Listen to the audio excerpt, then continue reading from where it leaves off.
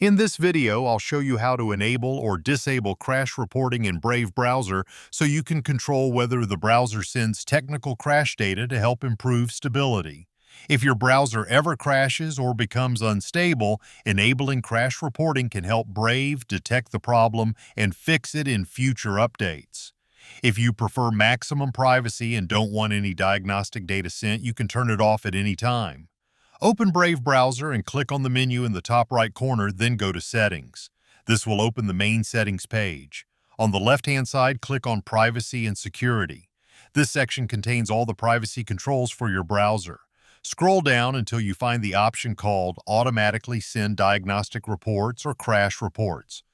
This setting controls whether Brave sends crash data when the browser stops working or encounters an error. If you turn it on, Brave will automatically send anonymous crash reports to help improve performance and fix bugs.